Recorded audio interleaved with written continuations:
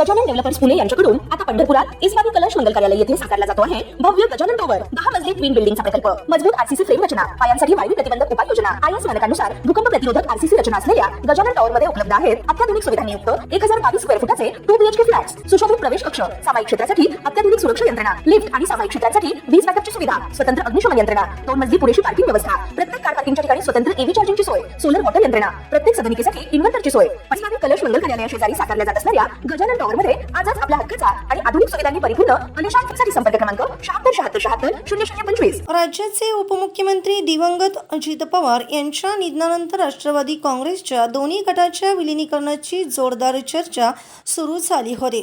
शरद पवार गटाच्या नेत्यांनी विलिनीकरणाच्या प्रस्तावावर तथ्य असल्याचा दावा केला होता, तर अजित पवार गटाच्या नेत्यांनी सावध भूमिका घेतली होती। मात्र त्यानंतर दोन्ही पक्षाकडून विलिनीकरणाचा मुद्दा संपला असल्याचे भाष्य केले। अशातच आता राष्ट्रवादी शरद पवार गटाचे नेते आमदार रोहित पवार यांनी विलिनीकरण शक्य असल्याचे म्हणत अजित पवार गटासमोर अट ठेवली आहे। राष्ट्रवादी काँग्रेसमधील दोन्ही गट पुन्हा एकत्र येणार का या प्रश्नावर राजकीय वर्तुळात अनेक तर्कवितर्क लावले जात असतातच। आमदार रोहित पवार यांनी एक मोठे आणि सूचक वक्तव्य केले आहे।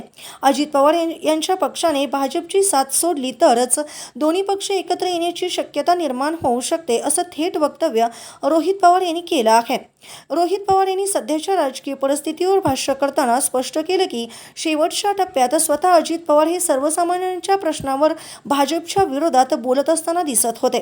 मात्र आता सत्तेच्या राजकारणात जर त्यांचा पक्ष पुन्हा भाजपच्या मांडीला मांडी लावून बसणार असेल तर अशा स्थितीत एकत्र येणं अत्यंत कठीण आहे। भाजपच्या विचारधारेसोबत गेलेल्यांना पुन्हा सोबत घेणे आमच्यासाठी शक्य नाही, असे थेट वक्तव्य रोहित पवार यांनी केले। रोहित पवारांनी बारामती विधानसभा मतदारसंघातील पवार विरुद्ध पवार निवडणुकीबाबत ही भाष्य केलं। महायुतीमध्ये अजित पवार यांचा पक्ष कायम राहिला आणि त्यांनी स्वतः उमेदवारी घेतली, तर महाविकास आघाडीकडून राष्ट्रवादी शरद पवार गट आम्हालाही पवार घराण्यातीलच तगडा उमेदवार मैदानात उतरावा लागेल, असे त्यांनी स्पष्ट केले। त्यामुळे बारामतीमध्ये पुन्हा एकदा पवार विरुद्ध पवार असा कौटुंबिक आणि राजकीय संघर्ष पाहायला मिळण्याची शक्यता आहे। ताज्या घडामोडी पाहण्यासाठी आमच्या YouTube चॅनलवरील PVR म्हणजेच पंढरी वार्ता या न्यूजला सबस्क्राईब करा आणि शेजारील बेल आयकॉनवर क्लिक करा।